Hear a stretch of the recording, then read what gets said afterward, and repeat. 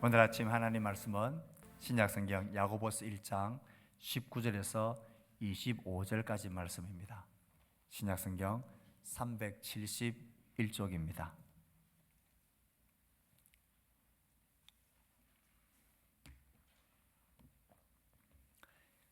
신약성경 야고보서 1장 19절에서 25절입니다. 우리 한 절씩 교독하겠습니다. 내 사랑하는 형제들아, 너희가 알지니 사람마다 듣기는 속히 하고 말하기는 더디하며 성내기도 더디하라. 사람이 성내는 것이 하나님의 의를 이루지 못함이라. 그러므로 모든 더러운 것과 넘치는 악을 내버리고 너희 영혼을 능히 구원할 바 마음에 심어진 말씀을 온유함으로 받으라.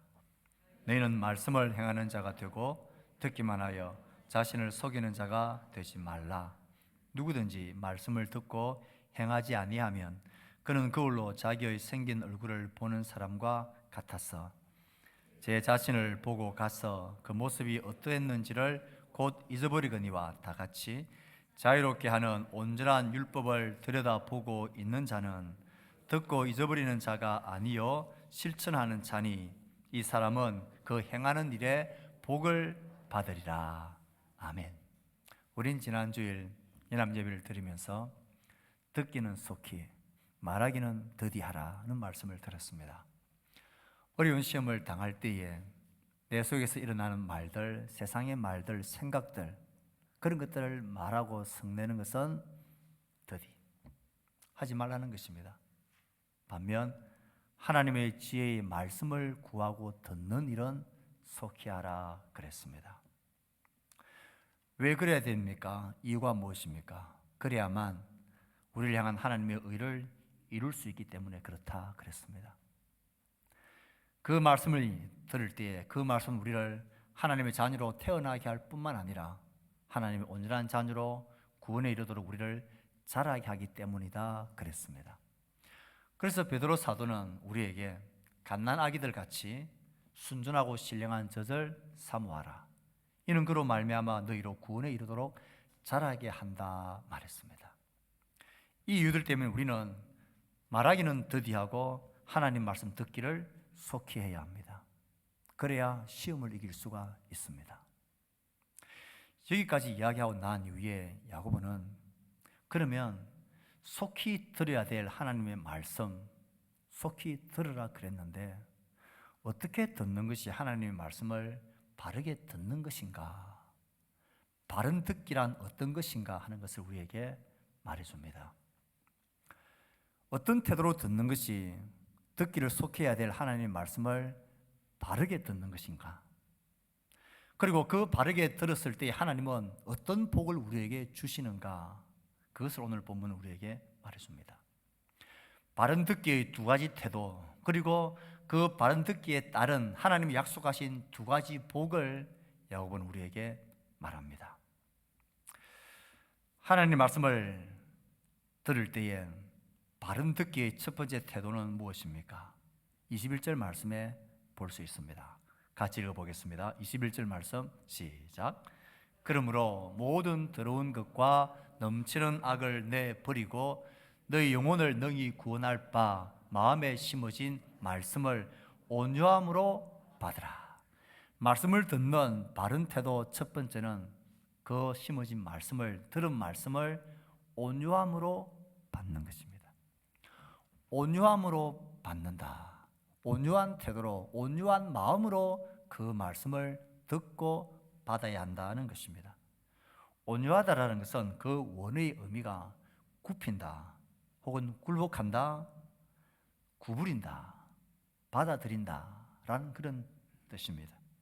이것은 강제에 의해서가 아니라 어쩔 수 없어서가 아니라 무서워서나 협박이나 보상 때문에 그렇게 하는 것 말고 그건 온유가 아니고 스스로 나의 의지와 결심을 가지고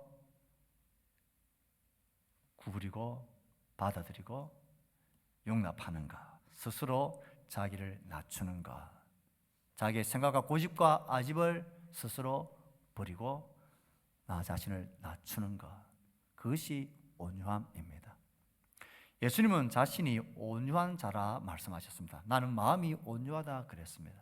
예수님의 온유한 모습을 극적으로 보여주는 장면은 겟세마네 동산에서 기도하시는 예수님의 모습입니다.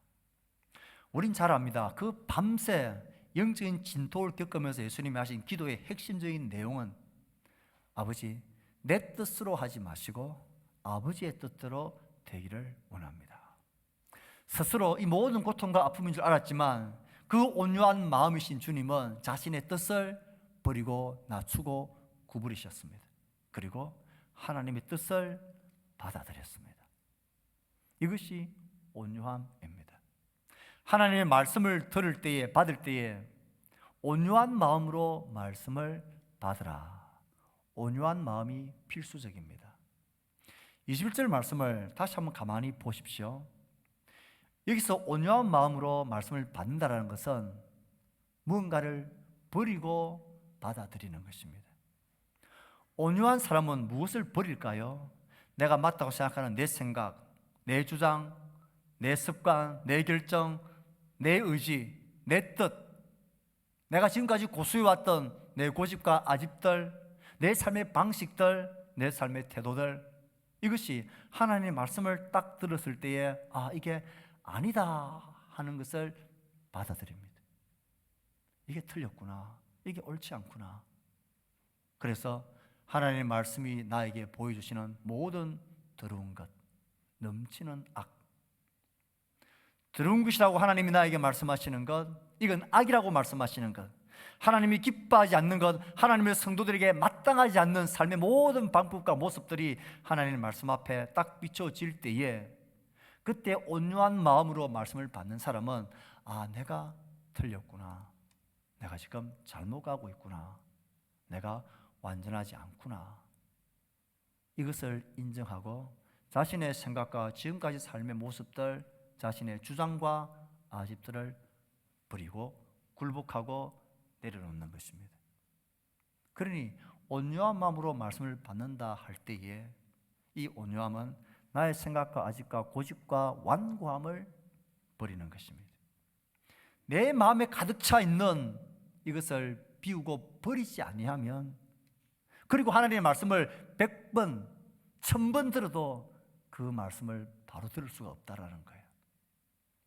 비워진 마음에 하나님의 말씀이 받아들여지는 것입니다. 이건 나약함을 말하지 않습니다. 세상에서 가장 힘들고 용기를 필요한 게 무엇입니까? 나의 실수를 정직하게 인정하고 나의 약한 모습, 나의 틀린 모습을 틀렸다, 내가 잘못했다, 내가 멍청했다, 내가 실수했고 내가 이렇게 모자란다 라는 것을 스스로 인정하는 것, 이 온유함이야말로 진짜 강력한 내적인 힘이 없으면 할 수 없는 것입니다. 진짜 용기가 없으면 할 수 없는 것입니다. 하나님의 말씀을 딱 들을 때에 이 온유한 마음의 태도로 받아야 합니다.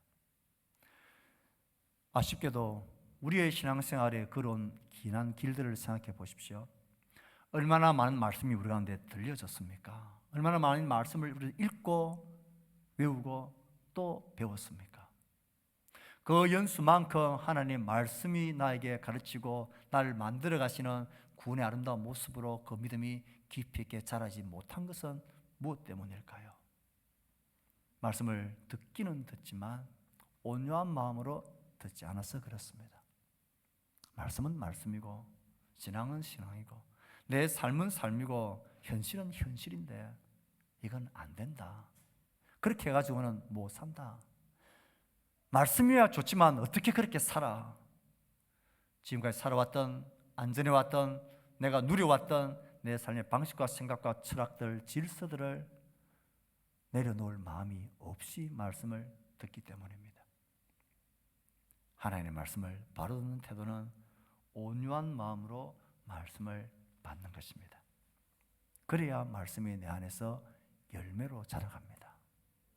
사람이 밥을 얼마나 많이 먹고 섭취했느냐 하는 것이 곧 영양의 비례로 나타나지 않습니다. 많이 먹었느냐 보다도 얼마나 많이 내 안에서 소화가 되고 영양가 있게 잘 내 몸이 섭취했느냐 여기에 따른 것이죠. 하나님의 말씀도 그렇습니다. 온유한 마음으로 버릴 것을 버리고 받을 때에 그때 그 말씀이 나에게 생명의 열매로 구원의 온전한 열매로 나를 자라게 하는 것입니다. 첫 번째 태도는 온유한 마음으로 말씀을 듣는 것입니다. 그리고 야고보는 22절에서 두 번째 바른 태도를 이제는 강조해서 말합니다. 22절 말씀을 같이 한번 읽어보겠습니다. 시작. 너희는 말씀을 행하는 자가 되고 듣기만 하여 자신을 속이는 자가 되지 말라. 어떤 태도로 들으라 합니까? 듣고 행하는 태도로 들어야 한다. 그냥 듣는 것으로 잊어버리면 그건 안 된다라고 말합니다. 말씀을 행하는 자고 듣기만 하여 자신을 속이는 자가 되지 마라 그랬습니다. 속인다라는 것은 어떤 것입니까? 없는 데 있는 것처럼, 모르면서 아는 것처럼, 내게 아닌데 내 것처럼, 내가 그런 사람이 아닌데 그런 사람인 것처럼 생각하는 것, 그게 자기를 속이는 것이죠. 재밌습니다. 보통 속이는 것은 다른 사람을 속이는 건데 말씀을 듣기만 하고 행하지 않는 사람은 다른 사람을 속이기 전에 먼저 자신을 속이는 자다라고 말합니다. 내가 그런 사람이 아닌데, 나는 아직 말씀이 나에게 말씀하시는 대로 그 정도의 사람은 아직 아닌데, 말씀을 자꾸 듣다가 그 말씀이 나에게 익숙해지면 내가 마치 그런 사람이 된 것처럼 스스로가 착각하고 오해하고 스스로 그렇게 생각해 버리게 되는 그런 이상한 일들이 이 말씀을 듣는 일 속에 일어난다는 것입니다. 말씀을 듣기만 하고 행하지 아니하면 스스로가 그렇게 나도 모르게 자신을 속이는 자가 된다라는 것입니다. 이를 속이는 것을 생각해 보십시오. 내가 지금 저 사람을 속인다라는 것을 알고 속이는 사람은 어디 가야 됩니까? 경찰서 가야 됩니다. 그런데 내가 저 사람을 지금 속이고 있다는 그 자체도 모르고 속이는 사람은 어디 가야 됩니까? 병원에 가야 됩니다. 하나님의 말씀을 듣고 많이 들으면서 행하지 않는 것은 자신을 속이는 자다라고 말합니다. 이것을 좀 더 일상적인 예를 들어서 야고보는 설명을 하는데 거울을 보는 것으로 설명을 합니다. 23절, 24절 같이 읽습니다. 시작. 누구든지 말씀을 듣고 행하지 아니하면 그는 거울로 자기의 생긴 얼굴을 보는 사람과 같아서 제 자신을 보고 가서 그 모습이 어땠는지를 곧 잊어버리거니와. 여기서 거울로 자기의 생긴 얼굴을 보는 사람, 이 본다라는 단어는 그냥 헐깃 보는 게 아닙니다. 주위에서 자세히 면밀히 집중해서 보는 모습을 말합니다. 그 당시엔 거울을 볼 때에 그렇게 해야만 거울이 보입니다. 지금 우리가 가지고 있고 사용하는 거울은 너무나 선명하지요. 너무나 잘 보이지 않습니까? 그 당시의 거울은 이런 거울이 아닙니다. 굴이나 청동을 깨끗이 닦고 광을 내어서 거기에 얼굴을 비추어보는 그런 거울입니다. 그러니 이건 그냥 보면 잘 안 보여요. 그래서 얼굴을 보려면 자신을 자세히 보아야 해요. 이 거울을 보면 내 머리가 어떻게 지금 헝클어져 있고 내 얼굴 어디에 무슨 얼룩이 묻었고 옷 매무새가 어떻는지를 알게 되죠. 그리고는 어떻게 해야 합니까? 낚든지 고쳐 매든지 그렇게 헝클어진 머리를 정갈하게 정돈해야죠. 그런데 실컷 거울을 자세히 보고는 내 모습이 이렇구나 하는 것을 알고는 잠깐 돌아서서는 이 본 모습을 잊어버리는 거예요. 그리고 얼룩 묻은 채 헝클어진 채 남들 비웃음을 당할 만큼의 모습으로 그냥 그렇게 밖으로 나가는 사람과 같아라는 거예요. 이건 자신을 속이는 거예요. 분명히 보았으면 헝클어진 머리를 가다듬고 옷 맨모습을 가다듬고 뭔가 얼룩을 닦아내는 것까지 가는 게 보는 거죠. 그렇게 하지 않는 사람은 거울을 본 사람입니까? 보지 않은 사람입니까? 보았지만 안 본 사람이에요. 스스로 잊어버린 채 내 얼굴은 괜찮겠지, 내 옷 맨무새는 괜찮겠지, 나는 아무 문제 없겠지, 나는 괜찮겠지라고 생각해버리는 그것이 스스로를 속이는 자다. 하나님의 말씀을 듣기만 하고 행하지 아니하는 자가 이와 같아라는 거예요. 말씀을 듣다 보면 내 속에서 하나님이 지적하시는 더러운 것들, 죄와 악한 것들, 고치고 그만둬야 될 것들, 힘쓰고 붙들어야 될 것들, 이런 것들이 우리 속에 거울을 보듯이 보입니다. 그러면 어떻게 해야 합니까? 가라면 가고 가지 말라면 가지 말고, 이걸 끊으라면 끊고 계속 하라는 것은 힘써하고, 이것이 잘못이라는 것은 멈추고, 이것이 하나님이 기뻐하시는 바른 것이라면 그것을 행해야 합니다. 그런데 행하지 않는 것은 거울을 보고 잊어버리는 자와 같다는 거예요. 그러면서 생각하는 겁니다. 이 말씀을 보니까 사랑하라는 말씀을 보았습니다. 그러면 미워하고 있는 사람을 용서하고 사랑하기 위해서 예를 써야 되는데 그렇게 하지 않고 잊어버립니다. 그러면서 사랑이라는 단어를 자꾸 들으니까 스스로가 어떤 생각이 드느냐 하면, 아, 나는 사랑이 많은 사람이다. 나는 사랑을 지금 아는 사람이다. 성도의 사랑의 삶이 어떤 것인가를 알고 난 그런 사람이 된 것처럼 스스로가 착각을 하고 오해를 하고 속아버린다라는 거예요. 그러므로 이 거울을 보는 것처럼 말씀을 보는 사람은 신앙의 처음을 걷는 초신자들이 아닙니다. 하나님의 말씀을 긴 시간 동안 알고 배우고 듣고 읽었던, 그리고 심지어 깨닫기도 하고 도전도 받았던 우리들입니다. 그럼에도 실컷 마음의 거울, 영의 거울을 보면서 하나님의 말씀 앞에서 우리가 보고 나서는 책을 덮는 순간 잊어버리는 것. 무엇을 행해야 할지, 무엇을 버려야 할지, 무엇을 더 힘써야 할지를 잊어버리는 것. 잊어버리는 것만으로 끝나면 별 문제도 없을 것입니다. 그런데 사람은 행하지 않으면서 자신이 마치 그런 사람인 것처럼 생각하고 여기고, 다른 사람이 나를 그렇게 봐주기를 기대한다는 거예요. 사람은 그렇습니다. 저같이 늘 하나님의 말씀을 가르치고 계속 반복해서 가르치다 보면 나는 그렇게 실제로 그런 사람이 아닌데도 불구하고 마치 내가 이렇게 가르치는 사람이 그렇게 되어 있는 것처럼 오해하고 스스로가 착각하고 자신을 속인다는 거예요. 10년, 20년, 30년 신앙생활이 연륜이 깊어 우리의 직분들이 있고 승김의 자리에 있을 때에 특별히 우리가 자신을 잘 살펴야 합니다. 하나님의 말씀을 알고 배우고 들은 것이 곧 나인 것처럼 그렇게 생각해버리는 것, 이것은 옳지 않습니다. 그건 바르게 듣는 태도가 아니라는 거예요. 이렇게 생각하는 것은 마치 이런 것입니다.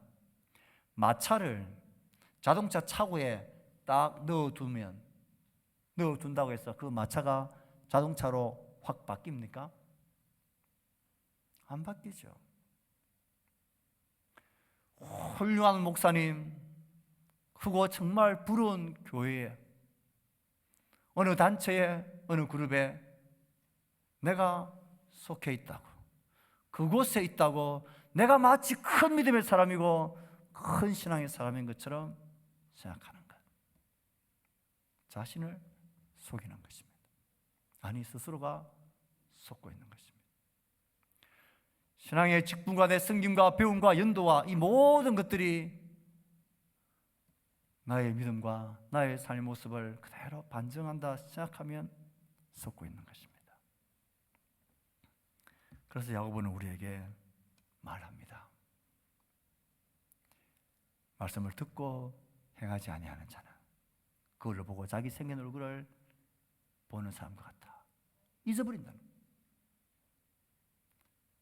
그런 인약한 길로, 그런 잘못 들음의 태도로 가면 되질 않습니다.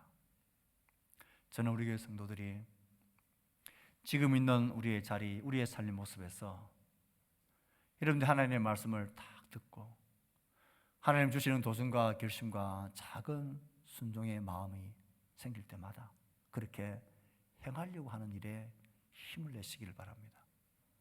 행하는 것만큼이 진짜 나의 신앙입니다. 내가 알고 듣고 깨닫고 있는 지식만큼이 아니라 행하는 것만큼이 내가 진짜 믿음의 사람인 것입니다. 저는 여러분들이 그렇게 믿음이 좋은 사람, 말씀의 사람이 되기를 진심으로 축복합니다. 어느 동네에 교회가 있고 그 교회 앞을 지나가는 그 길에 작은 가게가 있었습니다. 어느 날부터인가 그 가게 사장님이 그 가게를 찾아오는 손님들에게마다 막 저 교회 자랑을 하는 거예요. 저 교회 새로 온 목사님 설교를 너무 잘한다. 저 목사님 설교를 너무 잘한다라고 교회 오는 사람들, 가게에 찾아오는 손님들한테마다 막 자랑을 하는 거예요. 그래서 어느 날 한 손님이 너무 이상해서 지난 주일날 목사님이 어떤 설교를 하셨습니까? 이 주인한테 물어봤어요. 그 주인이 허허 웃으면서 이렇게 말합니다. 내가 장사하느라 바빠서 나는 그 교회에 한 번도 가본 적이 없습니다. 저 목사님 설교를 한 번도 들은 적이 없습니다. 아니 그런데 왜 저 목사님 설교를 들어보지도 안 하고 잘한다고 그렇게 칭찬을 사람들한테 하는 겁니까? 사장님이 허허 웃으면서 이렇게 말합니다. 저 목사님이 새로 오시고 난 이후부터 그 교회 성도들이 외상값을 잘 갚습니다. 그게 우리의 신앙입니다. 말씀을 듣고 행하지 않는 것은 스스로가 속는 길입니다. 이렇게 말씀을 듣는 두 가지 태도를 이야기하고 난 이후에 이 야고보는 우리에게 이 말씀을 바로 듣고 행하는 자가 되라고 격려하면서 하나님이 약속하신 두 가지의 약속, 복을 우리에게 약속하고 있습니다. 25절에 보면 이 두 가지 약속이 있습니다. 25절 말씀을 읽어보겠습니다. 시작. 자유롭게 하는 완전한 율법을 들여다보고 있는 자는 듣고 잊어버리는 자가 아니요 실천하는 자니 이 사람은 그 행하는 일에 복을 받으리라. 복을 받으리라. 어떤 복을 하나님은 주십니까? 율법을 뭐라고 표현합니까? 자유롭게 하는 온전한 율법. 그러니까 율법은 그 본질상 특성상 율법을 지키는 자에게 무엇을 주신다고요? 자유를 준다라는 거예요. 이상합니다. 법하면 우리를 올가매고 우리를 힘들게 만들고 우리를 구속하는 것 아닙니까? 이건 우리의 오해입니다. 이 법에 치여 있는 우리의 오해입니다. 하지만 원래 법은 그런 것이 아닙니다. 하나님 주신 우리에게 모든 율법 말씀은 그 말씀을 행하는 자에게 자유롭게 하는 온전한 율법이다 라고 말합니다. 하나님 말씀이 이 법이 우리를 자유롭게 안전하게 한다는 것은 별 어렵지 않게 우리는 이해할 수 있습니다. 이렇게 설명해 볼까요? 여러분 오늘 교회에 오실 때에 이 잘 다듬어진 길을, 포장된 길을 이런 차를 타고 오셨죠. 아마 집에서부터 운전해서 오셨을 때에 여러분들은 분명히 중앙선을 지켜서 왔을 것입니다. 나의 차선을 지켜서 왔을 것이고, 그리고 신호등을 지키면서 교통법규랑 법규를 다 지키면서 교회에 오셨을 것입니다. 그런데 만약 어떤 사람이 어떤 놈이 이 중앙선을 불편하게 만들었느냐, 누가 차선을 만들어 놓고 누가 신호등을 저렇게 만들어 놨느냐, 나는 내 자유로 내 마음대로 내가 하고 싶은 대로 운전을 나는 행하면서 나는 올 거다 하고 모든 사람들이 그렇게 자유롭게 운전해서 왔다 해보십시오. 이 자리에 온전한 몸으로 앉아 있을 사람이 몇 명이나 있겠습니까? 다 병원에 가 있어야 되죠. 그 교통법규가 있기 때문에 우리는 우리의 차선과 길을 안전하게 자유롭게 운전해서 모두가 안전할 수 있는 것입니다. 하나님의 말씀은 이와 같다는 것입니다. 요즘 어린이 보호구역에 교통법규가 범칙금이 굉장히 세졌습니다. 아이들이 사고가 나기 때문에 그렇습니다. 지금은 많이 개선되어졌지만요, 이전에는요 아이들이 노는 운동장과 큰 길 대로가 그냥 맞닿아 있었던 데도 있었습니다. 어느 학교에 아이들이 싣고 놀 때마다 아이들이 운동장에서 공을 차다가 막 뛰어놀다가 공이 밖으로 나가면 아이들이 공 주우러 간다고 막 그냥 달려가니까 그 차도에 차 사고가 날 위험이 너무 많았어요. 그래서 이 아이들이 공을 차고 운동장에 놀 때마다 늘 조심해서 혹 공이라도 나가게 되어지면 늘 가슴 졸이면서 그렇게 안전을 염려해야 했습니다. 이것을 보다 못한 시당국과 학교가 결정을 했습니다. 뭘 하기로요? 학교 운동장 전체를 예쁜 울타리로 딱 두르기로 했습니다. 그리고 공사를 하고 학교 운동장을 울타리로 딱 둘러놨습니다. 그 안에 있는 이 아이들은 이제 공을 차고 운동을 하고 놀 때에 불안하고 두렵고 힘들었을까요? 이제는 공이 나가는 것에 대한 아무런 두려움 없이 너무나 자유롭게 평안하게 이 울타리 안에서 즐겁게 생활하고 뛰어노는 것과도 같은 것입니다. 하나님의 말씀은 그의 계명을 지키는 자에게는 이런 자유함과 안전함이 하나님이 복으로 우리에게 주십니다. 내 마음을 가장 힘들게 만들고 불안하고 두렵게 만드는 문제가 뭡니까? 대부분은 건강 아니면 돈 문제, 물질의 문제입니다.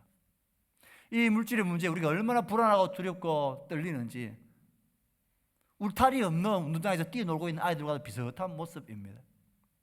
아무런 교통법규 없는 차를 마음대로 달려가고 있는 그런 모습과도 같아 보입니다. 그런데 그 물질에 대한 하나님의 말씀을 진지하게 듣고 순종하고 지켜보십시오.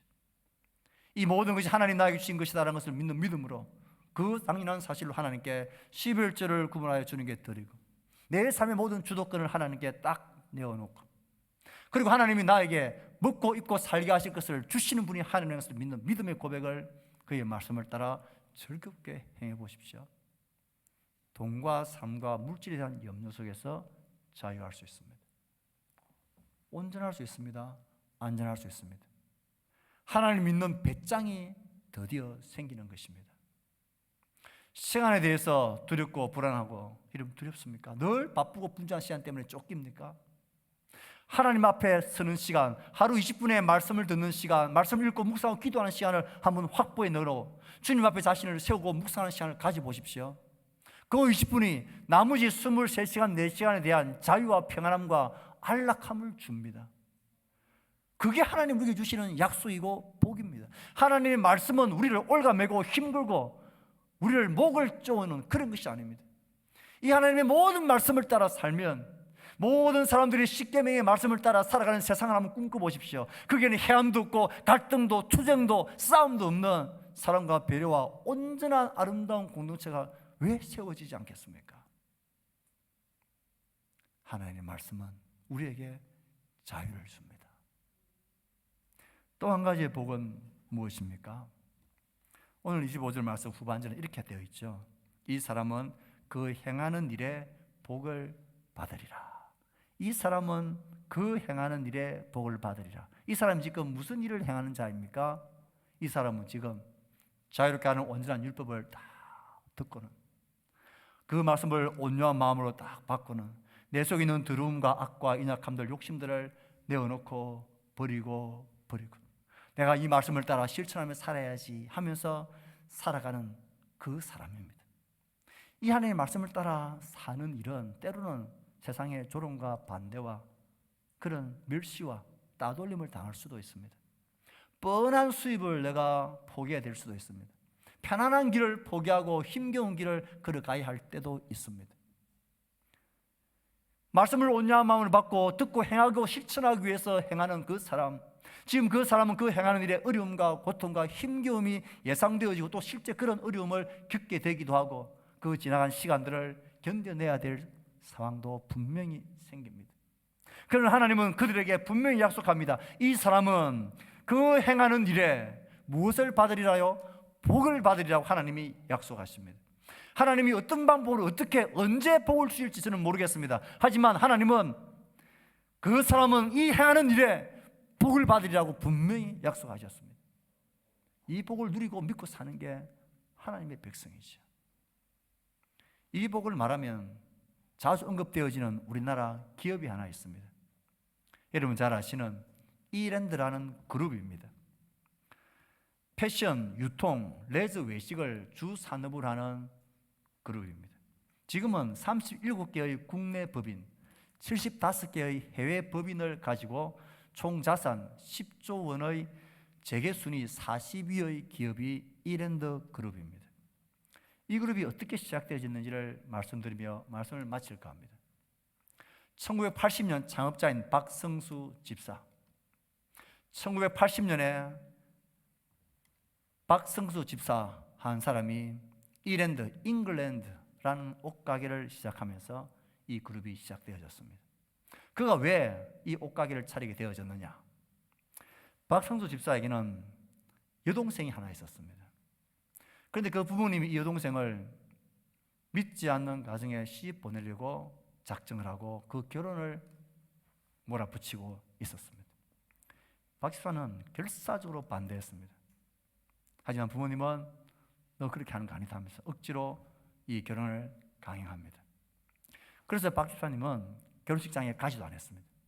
하나밖에 없는 동생 결혼식장에 가지도 않았습니다. 이것이 부모님이 너무 괘씸해가지고 어떻게 저럴 수 있냐 싶어가지고 이 아들을 이제 연애를 끊는다는 마음으로 이 아들에게 500만 원을 딱 쥐어주고 너 집에서 나가라고 쫓아내버렸습니다. 이 500만 원을 가지고 그가 지금 신촌 로타리 앞 홍대에 2평짜리 옷가게를 시작합니다. 그 옷가게가 잉글랜드라는 옷가게입니다. 그게 이랜드의 시작이었습니다. 그는 이 가게를 오픈하면서 예배드리면서 하나님 말씀 중심으로 가게를 운영하겠다 결심합니다. 정직한 세금들, 그리고 하나님 주시는 모든 수입에 대한 정확한 11조와 구제와 선교 사업들, 주일은 쉬면서 하나님을 섬기고 하겠다는 결심을 하며 시작합니다. 철저히 하나님의 말씀을 따르는 삶을 그는 살고 시작했습니다. 10년 후 1989년에 정확하게 매출이 1,000억이 되었습니다. 지금은 연 매출이 6조 원이 되는 그룹이 되어져 있습니다. 다른 어떤 것들보다도 우리의 삶의 크고 작은 모든 일에 하나님은 그 말씀을 따라 행하는 자에게 복을 주십니다. 사랑하는 성도 여러분, 우리의 삶의 간증거리들이 어떤 것이어야 합니까? 세상의 모든 방부가 술수를 똑같이 향하면서 하나님 나에게 부어주시는 복을 요구하십니까? 그건 하나님을 여러분 거짓말장이로 만드는 겁니다. 하나님은 내 욕심과 야망을 채워주시는 분이 아닙니다. 하나님은 우리가 그의 말씀을 온유한 마음으로 받고 내 속의 모든 두려움과 악은 내버리고 그 말씀을 들은 대로 잊어버리지 아니하고 작은 것에서부터 실천하고 행하려고 하는 그 일을 행하는 일에 수고하고 애쓰고 견디고 버텨내는 자들에게 하나님은 자유와 복을 주시는 분이십니다. 이것을 누리며 사는 것이 신앙인의 간증이죠. 이것을 누리며 믿고 사는 것이 우리 자녀들이 가지고 싶어하는 믿음의 유산이죠. 꼭 그런 믿음으로 살아갔으면 좋겠습니다. 우리 오순도에 하는 모든 생각과 삶들 가운데 하나님의 말씀을 온유함으로 받고 세상의 가치와 세상의 방법과 세상의 풍조를 거절하고 하나님의 말씀을 온유함으로 받고 그 말씀을 지켜버리지 않고 지켜 행하기 위해서 수고와 애씀과 노력들을 하며 하나님의 말씀을 따라 행하는 자들에게 하나님 어떻게 우리의 삶에 복 주시는 분인가를 우리 모두가 보고 증거하는 간증하는 공동체가 되었으면 좋겠습니다. 사랑하는 성도 여러분, 오늘 하나님의 말씀을 바로 듣는 두 가지 태도, 두 가지의 복을 하나님 우리에게 말씀하십니다. 말씀과 기도. 하나님의 말씀을 온양으로 받고 행함으로 말씀을 받고 하나님 주시는 자유와 하나님 주시는 놀라운 복을 누리는 여러분들 모두가 되시기를 주의 말씀으로 축복합니다. 우리가 주신 말씀을 생각하며 우리 함께 찬양하며 헌신과 반응을 결심합시다.